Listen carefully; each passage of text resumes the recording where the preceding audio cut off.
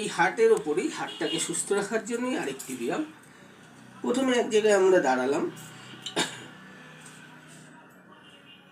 তারপর হাত দুটো নিলাম, হাত দুটো মাথার উপরে তুললাম,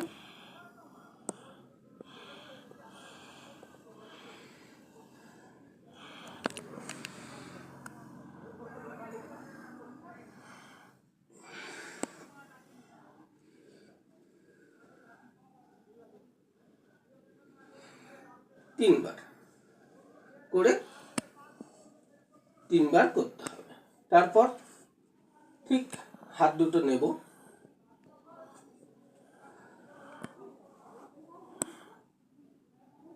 1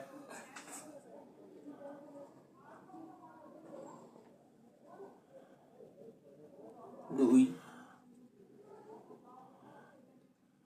3, এইভাবে করে 3বার করবে।